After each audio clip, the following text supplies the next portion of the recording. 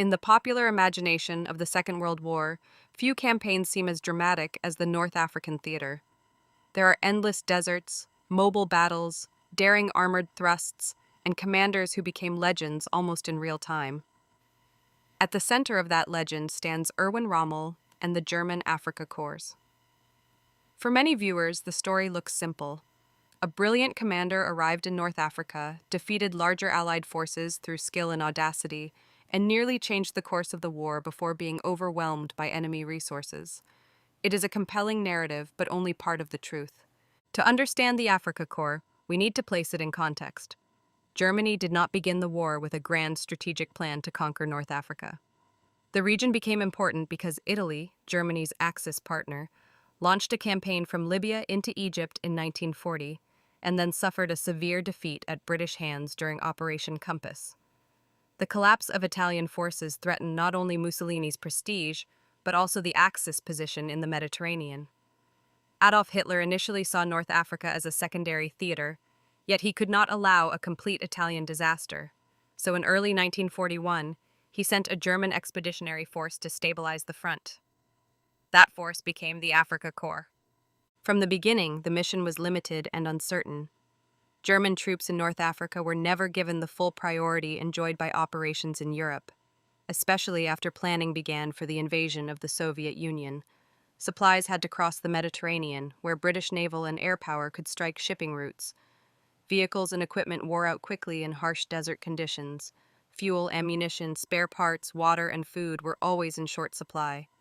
In this environment, the Afrika Korps became famous for speed and improvisation, not only because of tactical genius, but because it had no other choice. Erwin Rommel arrived in February 1941. He was energetic, aggressive, and willing to exploit confusion. Instead of passively holding defensive lines as some superiors expected, he attacked quickly. In a series of operations, Axis forces pushed British and Commonwealth troops back across Cyrenaica and toward the Egyptian frontier. The speed of these advances shocked Allied commanders. Rommel had a clear instinct for timing. He struck when opponents were reorganizing, and he used bold movements to create an image of greater strength than he actually possessed. Yet even in success, limits were visible. The port facilities in North Africa could handle only so much cargo.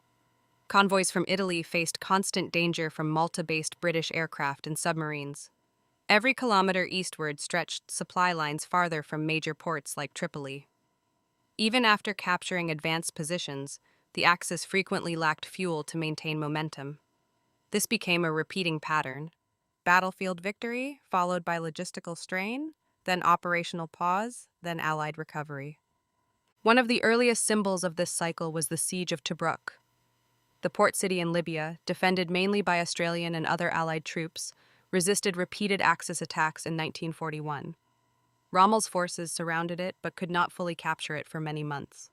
Tobruk tied down Axis troops and disrupted their planning. More importantly, it showed that German tactical aggression was not enough to solve strategic problems. Without adequate supplies, coordination, and reinforcement, offensive power could not be sustained indefinitely. The North African campaign was also multinational, and that matters. The term Afrika Korps is often used to describe all Axis forces in the desert, but German and Italian formations fought together under complex command arrangements that changed over time. Italian units were often underestimated in post-war memory, yet they carried much of the burden in manpower. Their performance varied widely, influenced by equipment quality, training, leadership, and supply conditions. Some units fought hard under extreme pressure, others collapsed. The same could be said, at different moments, for forces on all sides. By late 1941, the British launched Operation Crusader, forcing Axis withdrawals and relieving Tobruk. The front shifted again. Then in 1942, Rommel regained initiative and advanced eastward in another dramatic campaign.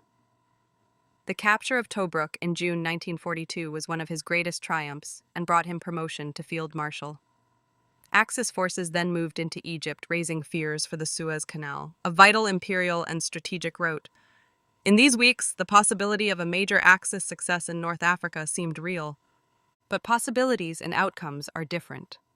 The deeper the Axis moved into Egypt, the longer and more vulnerable their supply chain became. They had fewer fresh troops than their opponents, fewer replacement tanks, and less fuel. British command also changed. Under General Bernard Montgomery, the Eighth Army improved organization, planning, and morale. Allied intelligence, especially code-breaking efforts related to Axis communications, contributed to a clearer picture of enemy logistics and intentions. Air superiority gradually shifted. American industrial power was beginning to feed Allied strength. The First Battle of El Alamein in July 1942 halted the Axis advance. This was a crucial turning point. It showed that Rommel could no longer break through by momentum alone. The front narrowed between the Mediterranean coast and impassable desert, reducing room for wide flanking maneuvers that had often favored mobile warfare. The logistical equation worsened for the Axis while improving for the Allies. Time, which had once helped Rommel surprise his enemies, now worked against him. In October 1942, the Second Battle of El Alamein delivered the decisive blow. Montgomery prepared methodically, building overwhelming superiority in men, artillery, armor, and supplies. The Axis fought stubbornly, but their shortages were severe. Fuel scarcity limited movement, ammunition and spare parts ran low, many units were exhausted. Rommel, briefly absent due to illness and then recalled, could not reverse the situation. Once the Allied breakthrough came, Axis forces retreated westward in a long withdrawal across Libya.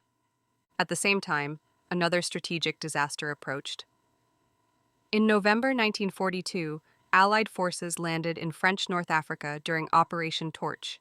This created a second front from the west. Axis troops in Tunisia fought hard through the winter and spring of 1943, but they were trapped between converging Allied armies, outmatched in air power, shipping capacity, and industrial support. In May 1943, Axis forces in North Africa surrendered. More than 250,000 German and Italian soldiers were taken prisoner. The campaign was over. So what explains the legend of the Afrika Korps? Part of it comes from style. Desert warfare produced dramatic maps, fast maneuvers, and recognizable personalities. Rommel was personally visible near the front, which impressed both supporters and enemies.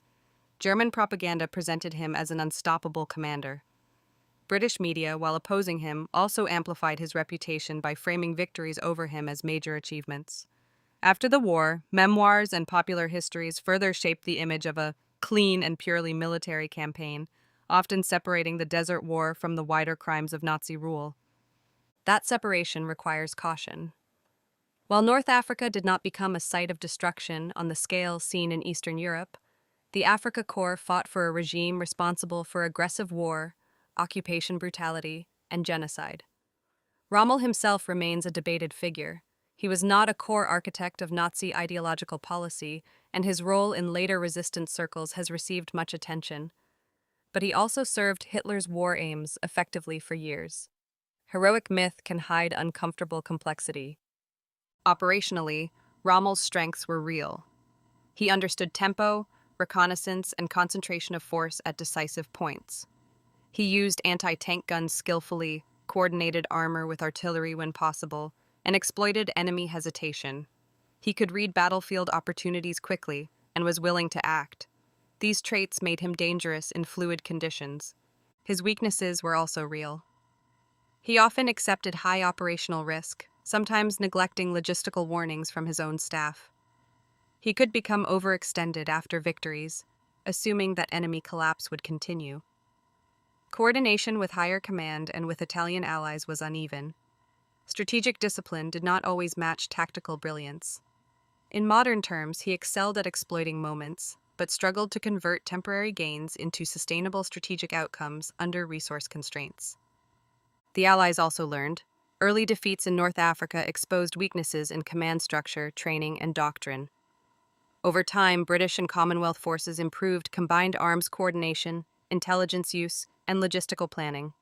Leadership changes mattered. So did equipment modernization, including better tanks and anti-tank weapons. By late 1942, Allied forces in the desert were not the same force Rommel had first encountered in 1941. North Africa, therefore, teaches an important military lesson. Mobility and tactical skill can produce spectacular results, but logistics decides the limits of success. Armored columns do not move on courage alone. They move on fuel, maintenance, spare parts, secure ports, rail links, truck capacity, and protected shipping lanes. In that equation, the Axis position was structurally weak. Even when Rommel won battles, he could not alter geography, shipping losses, or industrial imbalance. Another lesson concerns coalition warfare. The Axis in North Africa depended on cooperation between Germany and Italy, yet political mistrust, different priorities, and uneven military systems complicated command. The Allies had coalition problems too, but over time they developed stronger mechanisms for joint planning and resource integration. As the war continued, the side better able to coordinate global strategy gained the advantage. For audiences today, the Afrika Korps story is compelling because it combines leadership drama with strategic irony. Rommel became famous by acting decisively in a theater that Berlin considered secondary. He won victories that looked operationally brilliant, yet were strategically fragile. The campaign showcased how far audacity can go and where it stops. It also illustrates the danger of judging wars through individual charisma. Commanders matter, but they operate inside systems, political goals, industrial capacity, alliance structures, intelligence networks, and logistics. North Africa did not end because one side suddenly lost courage. It ended because one coalition could no longer sustain combat power against an opponent with growing material and organizational superiority. In popular memory, the Desert War is often described as a chivalrous conflict, cleaner than the brutal campaigns in the East. There were certainly moments of professional respect between opposing soldiers. Yet war in North Africa still involved heavy bombardment, prisoner hardship, civilian disruption, forced labor in some areas, and the broader context of imperial domination. Romantic narratives should not erase human cost. There is also a media lesson in the Rommel myth. Wartime propaganda on all sides simplified events for morale and politics. Post-war storytelling then repeated these simplified versions, often focusing on dramatic personalities rather than structures. As historians gained access to archival evidence, a more balanced picture emerged. Rommel was gifted, but not invincible. The Afrika Korps was formidable, but never strategically secure. Allied victory was earned not by luck, but by adaptation and superior sustainment. When we ask why the Afrika Korps ultimately failed, several factors converge. First, logistics. Axis supply routes across the Mediterranean were vulnerable and insufficient. Losses of ships and cargo limited everything from fuel to replacement parts. Second, strategic priorities. Germany focused major resources on the Soviet front. North Africa remained secondary, receiving reinforcements too slowly and in inadequate scale. Third, attrition. Desert warfare consumed vehicles rapidly. Mechanical wear, sand damage, and long-distance transport reduced effective strength even without major battles. Fourth, Allied adaptation. British and Commonwealth forces improved operational methods, while American entry increased materiel and pressure. Fifth, operational overreach. Repeated Axis advances extended lines beyond sustainable limits, creating fragile gains. Sixth, coalition pressure. Operation Torch and the Tunisian campaign forced the Axis into a two-front crisis in North Africa. Taken together, these factors made eventual Axis defeat highly likely, even if exact timing depended on battlefield decisions. Still, it would be wrong to dismiss Afrika Korps achievements as illusion. Its troops fought in extreme conditions with persistent shortages and often maintained effectiveness longer than many observers expected. Tactical innovations and improvisation were genuine. The campaign forced the Allies to invest heavily and to learn hard lessons. In military history, capability can be real, even when final success is impossible. For modern viewers and creators, this topic works especially well because it has clear narrative arcs. A rising phase, where bold action brings rapid gains.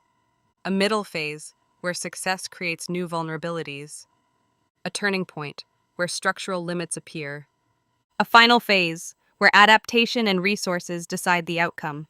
This arc is dramatic, understandable, and historically grounded. If we present the story responsibly, we avoid two extremes. One extreme is hero worship that treats Rommel as a lone genius detached from the regime he served.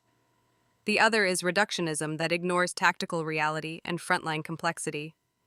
Better history keeps both levels in view, individual agency and systemic constraints.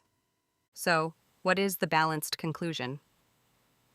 Rommel's Afrika Korps was neither an invincible elite force betrayed only by bad luck, nor an empty propaganda creation. It was a capable expeditionary force that achieved remarkable operational results under difficult conditions. But its successes rested on a fragile foundation: long, vulnerable supply lines, limited strategic priority, and dependence on coalition structures that could not match Allied scale. Once the Allies adapted and concentrated superior resources, the limits became decisive. In that sense, North Africa is one of the clearest case studies of the relationship between tactics and strategy in modern war. Tactical brilliance can win battles. Operational audacity can reshape campaigns. But without sustainable logistics and strategic coherence, even the most dramatic advances eventually stall. For a narrator, the final image is powerful: columns of vehicles moving through vast desert horizons, commanders racing to exploit every chance, and behind them an invisible war of ports, fuel depots, shipping lanes, and repair workshops. The visible war created the legend. The invisible war determined the result. And that is why the Afrika Korps still fascinates audiences today. It is a story of speed and exhaustion, of reputation and reality, of brilliant moments constrained by hard limits. It reminds us that history is rarely a tale of simple heroes and villains on a clean battlefield. It is a contest of systems, choices, and consequences, played out by human beings under pressure and judged by outcomes that charisma alone cannot control. If we tell this story with discipline, we give the audience something better than myth. We give them a framework: how to read military success critically, how to separate operational skill from strategic sustainability, and how to understand why some campaigns that look unstoppable in one season collapse in the next. A deeper look at daily combat conditions helps explain why outcomes changed over time. Desert warfare was not only about moving arrows on a map. Heat-damaged engines, sand-infiltrated filters, gun mechanisms, radio sets, and optical equipment. Tracks wore out quickly, tires cracked, dust reduced visibility, and complicated navigation. Water discipline was constant. Crews needed water for survival, vehicle maintenance, and medical use. Even minor delays in resupply could weaken a unit before it ever reached contact with the enemy. Medical and morale factors mattered as well. Heat exhaustion, dysentery, infection, and chronic dehydration reduced effectiveness. Sleep disruption from movement, dust storms, and night operations accumulated over weeks. Replacement systems were imperfect. Veteran crews lost in battle were difficult to replace quickly with soldiers of equal experience. Commanders on both sides faced the same human reality. Even the best tactical plan depended on tired people operating complex machines in a punishing environment. Intelligence played a less visible but critical role. Reconnaissance units, intercepted communications, aerial photography, and prisoner interrogation all fed operational decisions. Rommel valued reconnaissance and often acted rapidly on partial information.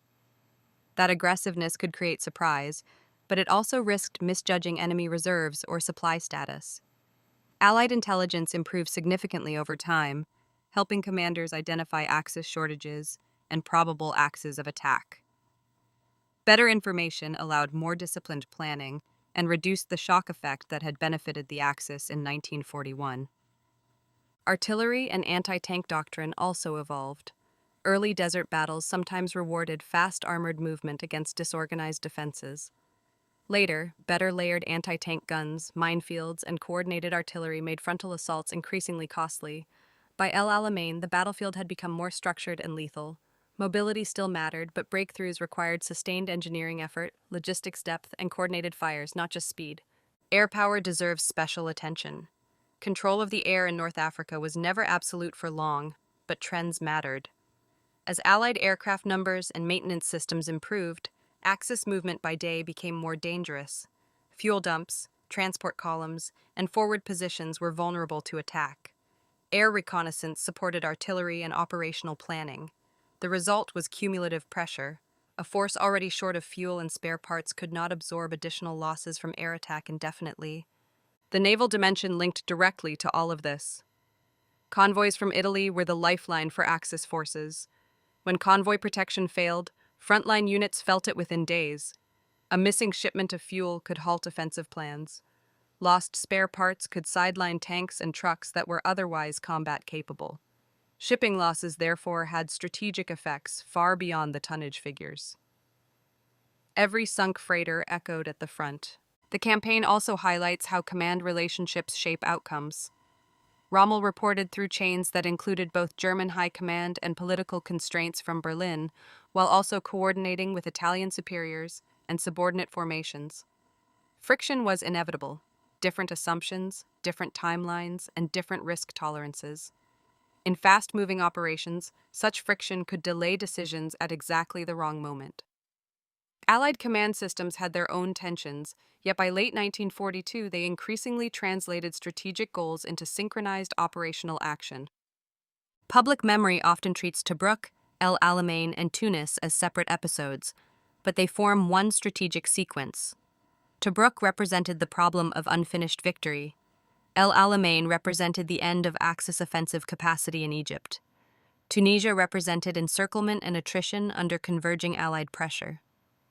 Viewed together, these episodes show how temporary initiative can erode when a force cannot regenerate combat power at the same rate as its opponent. It is also useful to compare perceptions at the time with what archives later revealed. During the war, many observers on both sides overestimated Rommel's available strength. Rapid movement and bold communication created an impression of abundance. In reality, Axis armored numbers were often lower than feared, and readiness varied sharply due to maintenance and fuel constraints. Myth amplified capability, logistics measured reality. For content creators and audiences, this historical case remains valuable because it avoids simple formulas.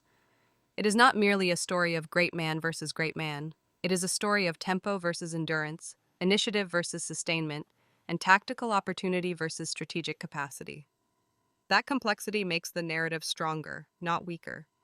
It gives viewers tools to interpret other conflicts, where early momentum may conceal structural weakness. If we return to the central question, myth, reality, and limits, the answer is clear. The myth exaggerates invincibility. The reality confirms skill under pressure. The limits reveal why skill was not enough. Rommel and the Afrika Korps demonstrated what aggressive mobile warfare could achieve in the short term. North Africa then demonstrated what it could not achieve without secure logistics, strategic priority, and coalition coherence. In the end, the Afrika Korps' legacy is not just about Rommel. It is about the limits of force when logistics, strategy, and coalition dynamics move in the opposite direction. That is the real lesson of North Africa, and it remains relevant long after the desert battles fell silent.